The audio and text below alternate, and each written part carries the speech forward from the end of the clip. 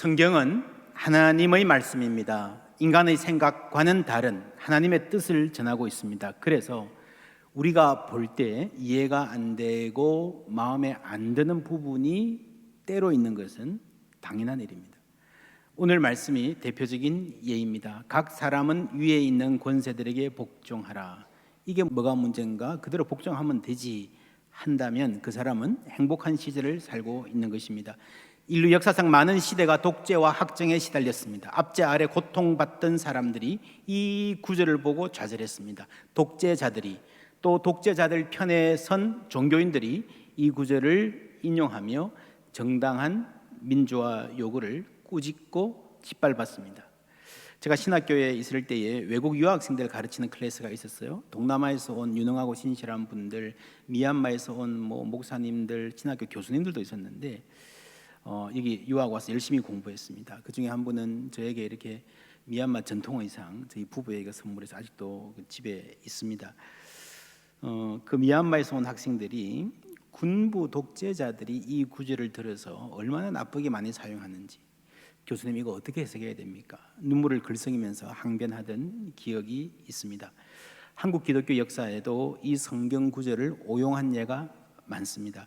일본 제국주의의 학정에 맞서 일어난 3.1운동, 민족정신과 기독교 신앙이 만난 자리였습니다. 그런데 당시 일부 교회 지도자들과 선교사들이 로마서 13장에 근거해서 모든 권력은 하나님께로부터 나왔으니 일본 정부에 순종해야 된다, 그게 하나님의 뜻이다 라고 하면서 오히려 만세운동을 질타했습니다. 후에 일제가 신사참배를 강요하자 역시 이 구절을 들면서 우상에게 절하는 행렬에 참여하기도 했습니다. 주기철 목사님처럼 목숨 걸고 우상 숭배를 거절하고 항거한 분들은 오히려 소수였습니다. 로마서 13장을 문자적으로 피상적으로 해석한다면 주기철 목사님이 잘못한 것이 됩니다. 성경은 전체적으로 보아야 됩니다. 사도행전에서 예수 부활 후에 사도들이 예수를 전가하자 많은 사람들이 회개하고 예수운동이 불같이 일어났습니다. 수도 예루살렘에 일대파란이 일어나고 권력자들이 당황했습니다. 그때 이들이 사도들을 불러서 한 말 같이 읽겠습니다. 그들을 불러 경고하여 도무지 예수의 이름으로 말하지도 말고 가르치지도 말라 하니 베드로와 요한이 대답하여 이르되 하나님 앞에서 너희의 말을 듣는 것이 하나님의 말씀을 듣는 것보다 옳은가 판단하라. 그렇죠. 무조건 어떤 일이나 시키는 대로 다 하라는 말씀 아닙니다. 이렇게 말하고 교회로 돌아와서 함께 기도합니다. 구약의 말씀을 묵상하면서 기도합니다. 함께 읽어봅니다. 또 주의 종 우리 조상 다윗의 입을 통하여 성령으로 말씀하시기를 어찌하여 열방이 분노하며 족속들이 허사를 경영하였는고 세상의 군왕들이 나서며 관리들이 함께 모여 주와 그의 그리스도를 대적하도다 하신 이로소이다. 세속 정부가, 세상의 군왕들이 하나님을 대적하는 때도 있습니다. 우리가 세속 정부가 하는 일에 모범적으로 복종하고 동참하는 것이 기본적으로 옳지만 언제나 그런 것은 아닙니다. 종교학자 깔뱅은 말했습니다. 세속 권력이 하나님의 권리를 도적질하려 할 때 그들에게 복종할 것이 아니라 그들의 머리에 침을 뱉어야 한다.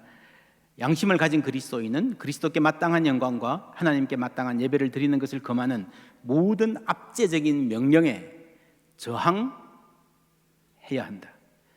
그래서 신실한 그리스도인들 중에서 정권에 반대하여 독립운동한 분들, 독일 나치 정권에 항거한 분들, 민주화 운동에 앞섰던 분들이 많이 있습니다. 로마서 13장의 말씀도 당시 시대의 맥락에서 이해해야 됩니다. 당시는 로마 황제를 신의 아들 혹은 신으로 떠받들던 시대였습니다. 로마 제국은 그 자체가 하나의 거대한 종교적 복합체였습니다. 그 핵심은 판테온이라는, 지금 사진이 이렇습니다. 내부는 이렇게 생겼습니다. 모든 신들을 위한 성전 판테온입니다. 로마가 다른 나라를 정복하면 그 나라의 신상을 가져와 가지고요, 이 판테온에 진열해 놓는 거예요. 여기 가면 이집트의 신, 시리아의 신 다 있습니다. 로마에 복속된 다른 나라의 신들은 로마 제국의 질서 안에서 얌전히 자리하게 되는 그 상징입니다. 로마 중심의 질서 안에, 로마 중심의 정치적 질서 안에 종교적으로 순치된다고 할 수 있습니다. 그러나 유대인들이 섬기는 신은 그럴 수 없습니다. 이런 우상의 전당에 들어가는 것을 용납하지 않을 뿐 아니라 들어갈 수 있는 신상 자체가 없었습니다. 이스라엘의 신앙은 여전히 천지 만물을, 인간 역사를 다스리는 신은 여호와 하나님이시다. 비록 우리가 힘이 모자라서 로마의 속국이 되어 있지만 우리 하나님이 힘이 없는 것은 아니다 고백했습니다. 사도들의 신앙, 바울의 신앙도 철저히 이 신앙에, 이 고백에 서 있었습니다. 이 신앙에 의하면 로마 황제도 당연히 우리 하나님 밑에 있는 것입니다. 하나님이 허락해 주시니까 지가 황제가 돼 있는 거지, 하나님이 내려오라 그러시면 언제든지 내려와야 합니다. 바벨론이란 나라가 한때 온 세상을 호령했습니다. 그 대단한 위세 앞에 모두가 기가 질렸고, 이렇게 강대한 나라는 본 적이 없다, 누가 무너뜨리겠는가, 영원할 거다 했지만 하루 저녁에 무너졌습니다. 벨사살 왕 아십니까? 방탕한 파티를 즐기던 중에 하나님을 모욕했습니다. 갑자기 어떤 손이 나타나 벽에 글씨를 씁니다. 얼굴이 파랗게 질립니다. 해석해 보니 하나님께서 벨사살 왕의 무게를 달아보니 함량 미달이라는 거예요. 함량 미달이라는 거예요. 하나님의 판단이 내렸습니다. 그날 밤에 페르시아가 쳐들어와서 이 나라는 무너지고 맙니다. 성경을 전체적으로 보면 권력에 무조건 복종하라는 말이 아닌 게 분명합니다. 로마서 12장 처음에 나왔던 하나님의 뜻을 분별하라는 명령이 계속 이어지고 있습니다. 세상 권력과의 관계에서도 언제 복종하고 언제 어떤 방식으로 저항해야 하는지 분별력이 필요한 대목입니다. 여러분, 하나님의 뜻을 분별하라는 것은요, 이 사람이 지금 이 나라의 통치자인 것, 그것을 하나님의 관점에서 볼 수 있어야 된다는 거죠. 여러분, 한 나라의 주권자가 결정되는 것은 큰 일입니다. 참새 한 마리도 하나님의 뜻이 아니면 땅에 떨어지지 않는다고 했는데, 여러분, 한 나라의 통치자 역시 하나님의 손 안에 있는 거예요.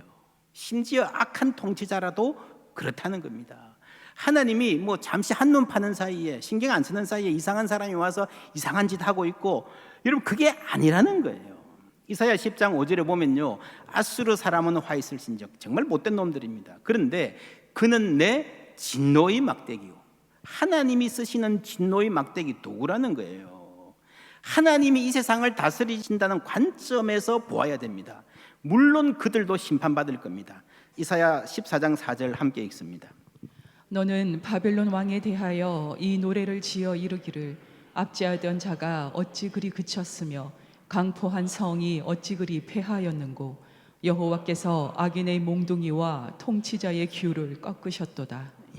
그들도 심판, 더 엄격한 심판을 받을 것입니다. 요한복음에 보면요, 빌라도가 예수님을 신문할 때에 빌라도가 이르되 내게 말하지 아니하느냐, 내가 너를 놓을 고난도 있고 십자가에 못 박을 고난도 있는 줄 알지 못하느냐. 맞는 말이에요. 틀린 말 아니에요. 그런데 일부만 보는 겁니다. 그 위에를 봐야 된다는 거죠. 예수께서 대답하시되 위에서 주시지 아니하셨다면, 이 위에서가 누굴까요? 하나님이잖아요. 위에서 주시지 아니하였더라면 너에게 그런 고난이 없는 거야.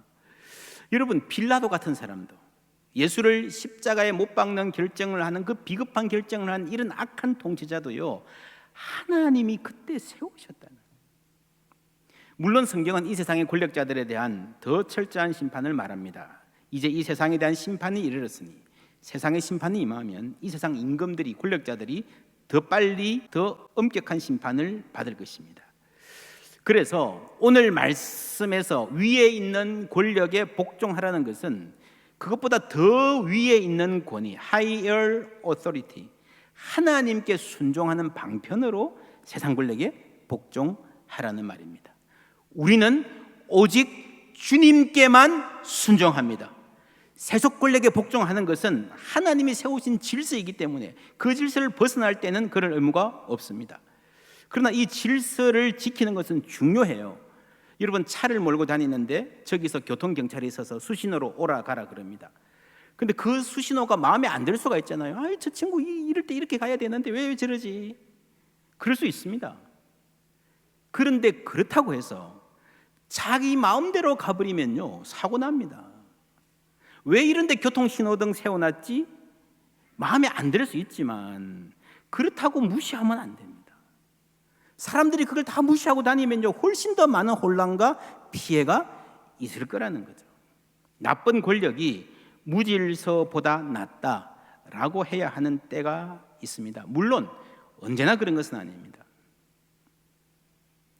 몇 주 전에 일반 은총이라는 말씀 드렸습니다. 세속학자들이 연구하는 거요, 삶을 편리하게 만드는 과학자들, 육체의 생명을 살리고 건강을 돌보는 의사들의 손길, 하나님의 은총에 속한 것입니다. 아름다운 음악과 예술, 여러분 꼭 찬송가가 아니라 하더라도 그 예술이 은총에 속한 겁니다.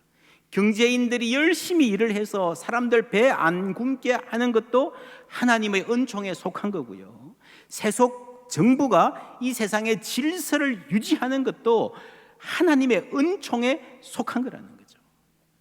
여러분, 하나님은 교회를 중심으로 일하시지만 교회를 통해서만 일하시지 않습니다.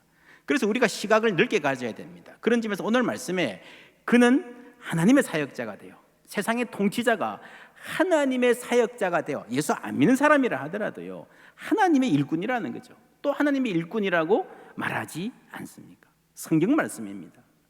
정치 지도자들도 하나님이 시켜서, 자기가 알든지 모르든지 하나님이 시켜서 하는 말이에요. 4절에 보면 그가 공연히 칼을 가지지 아니하였으니 곧 하나님의 사역자가 되어 악을 행하는 자에게 진노하심을 따라 보응하는 자니라. 이 진노가 누구의 진노일까요? 하나님의 진노입니다. 세속 정부가 하나님의 진노를 대신한다는 거예요. 여기서 칼, 진노 이런 말이 왜 등장할까요? 여러분, 인간 안에 죄가 있습니다. 그리고 그 죄가 이 사회 안에서 무질서와 폭력성으로 드러날 수 있기 때문입니다. 인간이란 존재가 아무런 통제 없이 그냥 우리 잘해보자, 착하게 살자, 순수한 마음으로 서로 돕고 살자 하면 천국을 만들 수 있는 그런 존재일까? 아니라는 거죠. 그래서 모든 인간 사이에 죄를 지으면 벌하는 시스템이 있습니다. 벌 받을까 무서워서라도 질서를 지키게 한다는 것, 인간의 완악함을 아시는 하나님의 뜻이라는 겁니다. 그래서 여러분, 세상에서 죄를 범해서 벌금을 내고 감옥 가는 거요, 물론 억울한 경우도 있죠. 그러나 원칙적으로 그것은 하나님이 주시는 벌입니다. 하나님이 간접적으로 벌하시는 거예요. 언젠가는 하나님이 직접 벌하실 때가 있을 겁니다. 마지막 심판입니다. 우리는 어떻게 살아야 됩니까? 7절 함께 읽습니다.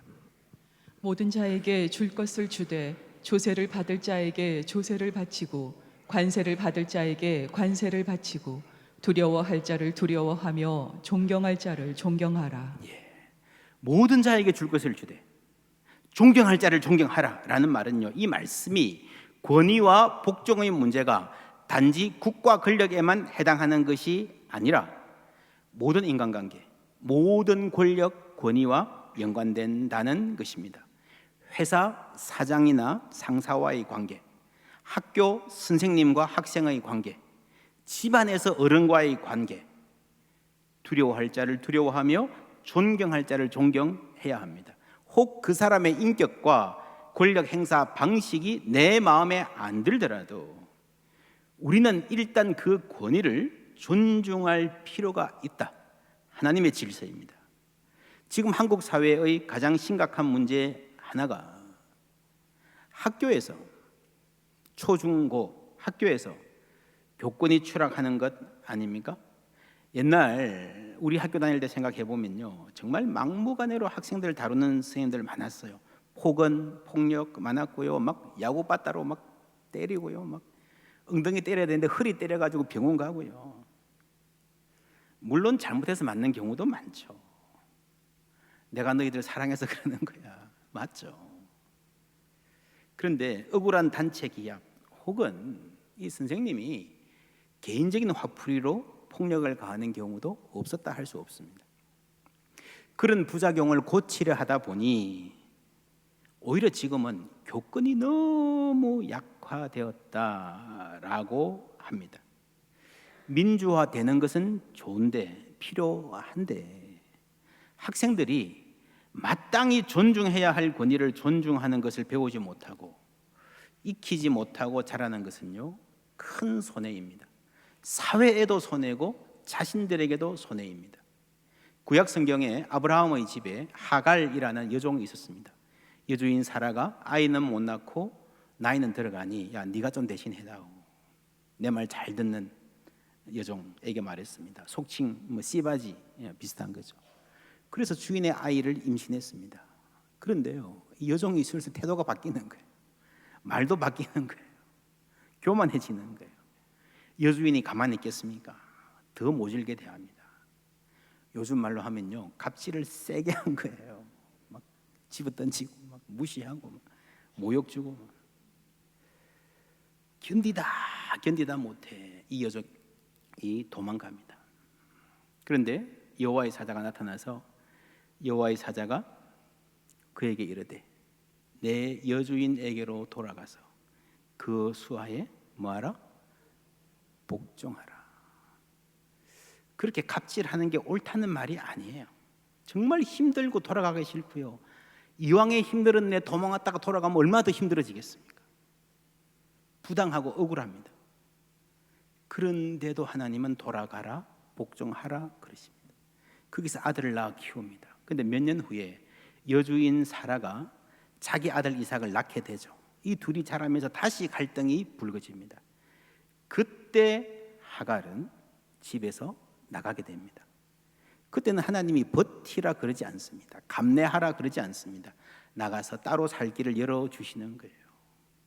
여러분, 우리 인생에 부당한 권위를 감내하면서 버텨야 할 때가 있습니다. 때로는 버티는 게 실력입니다. 그러나 그것이 영원할 거라고 단정하지 마십시오. 하나님 아시기 때문에, 하나님 살아 계시기 때문에 때를 주실 겁니다. 그 상황이 해결되든지 내가 떠나든지 지가 떠나든지 할 때가 분명히 있습니다. 그래서 우리에게는 이 때가 어떤 때인지 분별력이 필요하다는 겁니다. 요즘 유행하는 책 중에 기분이 태도가 되지 않게라는 책이 있습니다. 성질 자주 내면요, 성질 나쁜 사람이 됩니다. 자꾸 비판하면요, 비판적인 사람이 되고요, 짜증 내면요, 그 사람 자체가 짜증이 되어버립니다. 빌 수 없습니다. 여러분, 정권에 대해서 불평하는 것은요, 어느 나라를 가도 마찬가지입니다. 사원들은 사장에 대해서 불평하고요, 아무리 좋은 학교 가도요, 학생들은 학교와 교수에 대해서 불평하게 되어 있어요. 문제는 그 불평이 습관이 되고 성품이 되는 겁니다. 여러분, 악을 대항하고 부조리를 비판하는 것은 필요합니다. 그러다가 우리의 품성 자체가 짜증과 비난과 불평과 불만으로 가득 찬 사람이 되는 것을 조심해야 됩니다. 이 사회운동의 역사를 보면 그렇습니다. 어떤 사회운동을 하다가 뭘 반대하는 조직에 참여했어요. 취지가 너무 좋아요. 그런데 거기서 만나는 사람들 가운데서 이게 반대운동을 하다 보니까 불평과 비판이 체질로 굳어져서 막 서로 막 찌르고 막 그런 걸 보고 환멸을 느낀 분들이 참 많습니다. 여러분, 우리 주위에도요, 앉으면 정치 이야기하는 사람 아무도 안 좋아합니다. 그렇죠? 왜 그런지 아십니까? 정치 이야기가 듣기 싫어서 그런 것보다 여러분, 자꾸 뭘 비판하다 보면요, 그 사람 자체가 그 성품이 부정적으로 갈 수밖에 없는 거예요. 그게 태도가 되는 거예요. 거기 장사 없습니다. 그러면 어떻게 합니까? 이 나라 꼴을 보면 속이 터지는데 어떻게 합니까? 디모데전서 2장 1, 2절 우리 함께 읽습니다. 그러므로 내가 첫째로 권하노니 모든 사람을 위하여 간구와 기도와 도고와 감사를 하되 임금들과 높은 지위에 있는 모든 사람을 위하여 하라. 이는 우리가 모든 경건과 단정함으로 고요하고 평안한 생활을 하려 함이라. 이 말씀은 두 가지로 요약할 수 있습니다. 하나는 국가의 지도자들을 위해 기도하십시오. 두 번째는 정치에 지나친 기대를 하지 말라는 겁니다. 지도자를 위해서 기도하라는 말이 성경의 권면이 그들이 나라를 새롭게 할 것입니다. 그들이 여러분의 희망이 될 것입니다. 아닙니다. 이 땅에 정말 필요로 하는 변화를 정치가 이룰 수 있으므로 기대하고 기도하라는 게 아니라 정치가 불안정하면, 불의하면 우리가 정말 중요한 일에, 소중한 일에 몰두할 수가 없으니 기도하라는 겁니다. 여러분, 나라의 희망이 어디 있습니까? 사람들은 정치를 우상으로 삼습니다. 예수님한테도 왕이 되어달라 그랬잖아요.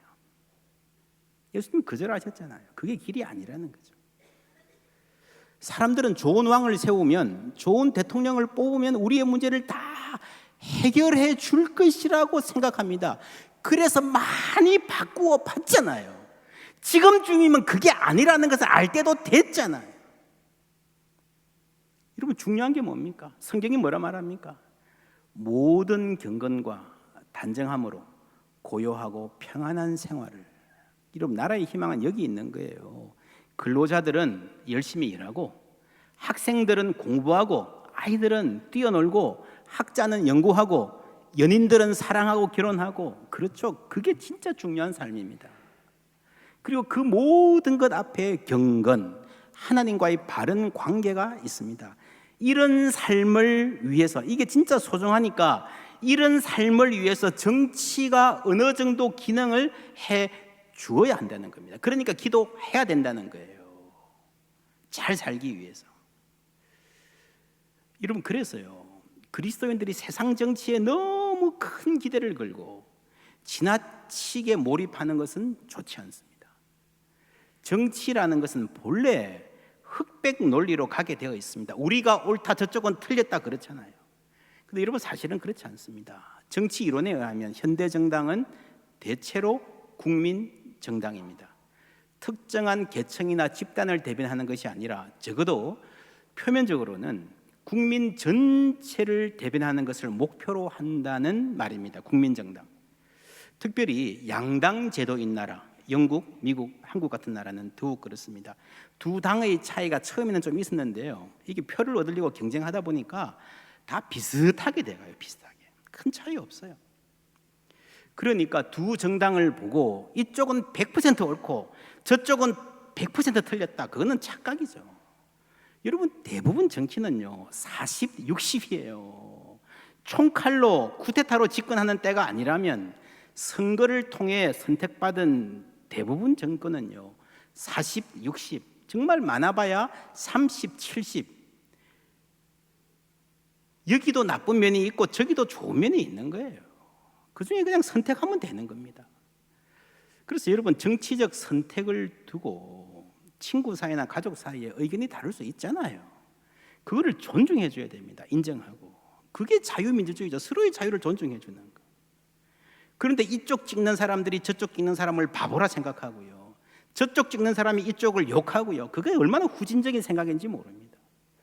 여러분, 기억하세요? 옛날에 대통령들 막 엄청난 정치 자금이 문제가 되었을 때 보니까요, 한 대통령이 돈을 여당에도 주고 야당에도 줬더라고요.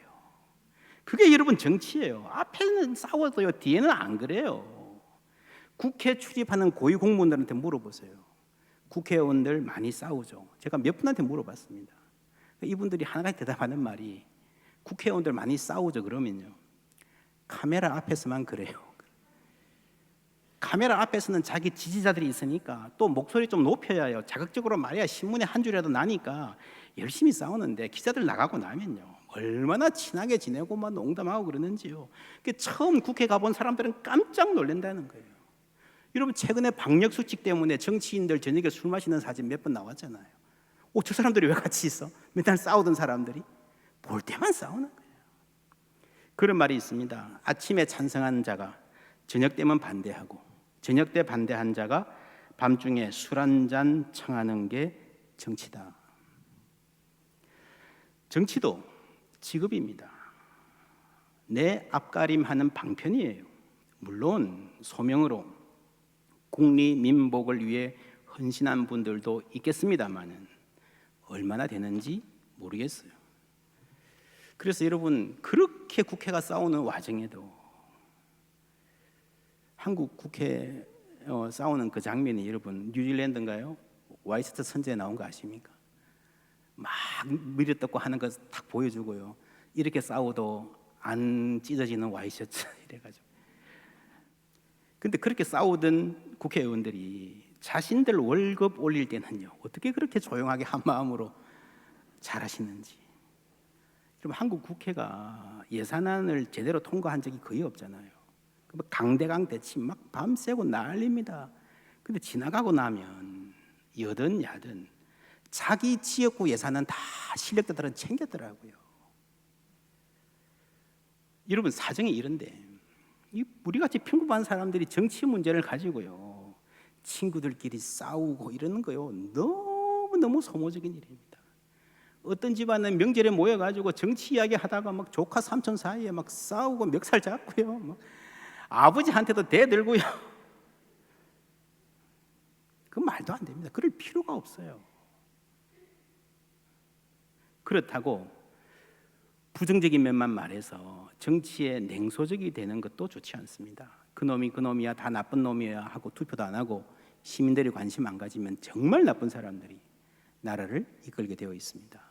그래서 우리는 나라를 위해서 기도하고 선거할 때 최선의 후보가 없다 할지라도 최악을 피하기 위해서라도 투표해야 됩니다. 최선이 없으면 차선, 차선도 안 되면요 최악을 피하기 위해서 차악이라도 선택해야 됩니다. 조금 덜 나쁜 놈이라도 찍어줘야 조금이라도 나라가 나아진다는 거예요.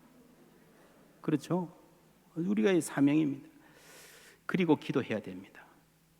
진정한 애국자는 나라를 위해 기도하는 사람인 줄 믿습니다. 기도만 하고 종교의 영역에만 머물러 있으라는 것은 아닙니다. 그러므로 복종하지 아니할 수 없으니 진노 때문에 할 것이 아니라 뭘 따라? 양심을 따라 할 것이라. 이게 무슨 말인가 하면요, 오늘 말씀을 요약하면 두 가지입니다. 하나님이 정치 권력을 세우신 이유는 1. 무질서와 악을 방지하기 위해서, 2. 선을 증진하기 위해서입니다. 그는 하나님의 사역자가 되어 내게 선을 베푸는 자니라. 세상 사람들이 벌받지 않으려고 진노 때문에 요만큼 한다면 우리 그리스도인들은 더 적극적으로 악을 경계하고 선을 증진하는 일에 보탬이 되어야 된다는 말이에요. 12장 17절 아무에게도 악을 갚지 말고 모든 사람 앞에서, 어느 누구 앞에서? 모든 사람 앞에서 선한 일을 도모하라. 우리는요 착각을 해요. 예수 믿으면 하나님 보시기에만 선하면 된다. 아니에요. 성경이 뭐라 그럽니까? 모든 사람 앞에서 선한 일을 하려고 노력하라는 거죠. 이게 공동선이라고 하는 겁니다. 예수 믿는 사람들이 힘써야 될 일이에요. 여러분, 코로나 상황에서 우리 교회가 처음부터 방역에 모범을 보이는 교회가 되도록 해주십시오. 간절히 기도하고 노력했습니다. 그 이유가 여기에 있습니다. 여러분, 벌금을 물리고 당국이 탄압을 해서가 아니라, 사회 손가락질 받지 않기 위해서가 아니라 모든 사람 앞에서 선한 일을 도모하라 하셨기 때문에 이 우리 백성들의 민심을 헤아리고 우리가 하나님의 말씀에 순종하는 거예요. 여러분, 이 나라가 벌받지 않으려고 불법만 안 저지르면 된다라는 사람들로 가득 차면 어떻게 될까요? 준법 정신, 그것도 필요해요.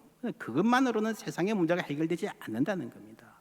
로마서 전체의 주제가 율법, 영어로는 그냥 law예요.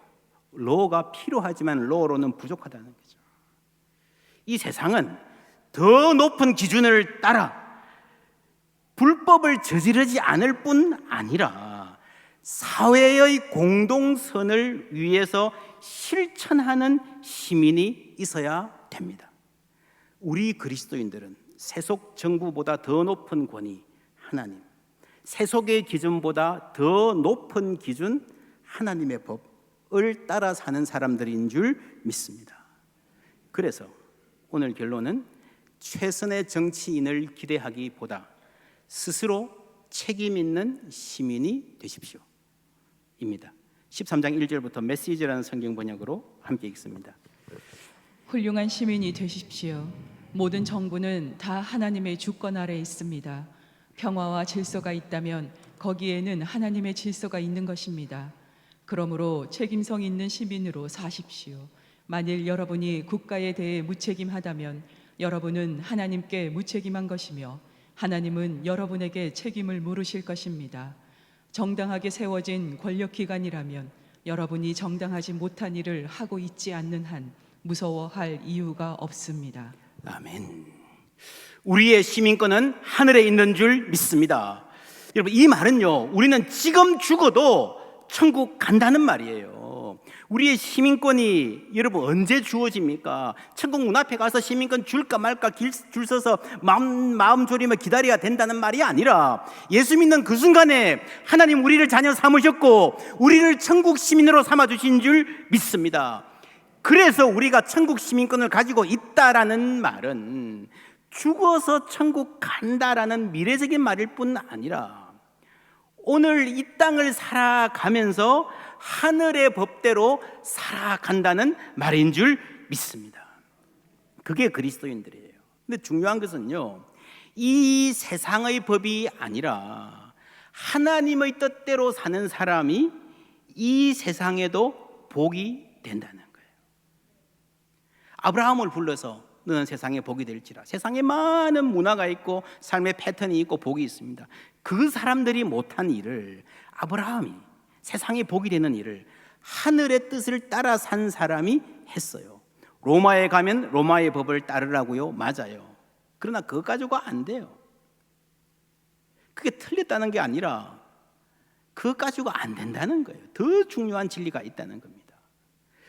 여러분, 로마의 법을 따르는 사람이 아니라 하나님의 법을 따라 사는 사람이 결국 로마를 이롭게 하더라. 그래서 로마가 박해하던 예수의 복음 앞에 무릎을 꿇은 거잖아요. 기독교를 받아들였잖아요. 이 복음이 살 길이라 고백한 거잖아요. 여러분, 참으로 이 나라를 복되게 하는 사람들은 이 땅의 법칙이 아니라 하늘의 법칙대로 이 땅을 살아가는 사람들인 줄 믿습니다. 정치가 희망이 아니라 경제가 살 길이 아니라 하나님이 이 땅의 희망이요 살 길입니다. 하나님 뜻대로 살아가는 사람들이 이 땅의 희망입니다. 우리를 이 땅의 희망으로 세우신 하나님의 뜻 잘 받들어서 이 나라 이 민족 하나님 영광 안에 거하는 하나님 귀하신 통치에 순복하는 복된 나라 될 수 있도록 함께 기도하고 함께 순종하는 우리 모두 되기를 주님의 이름으로 축원합니다.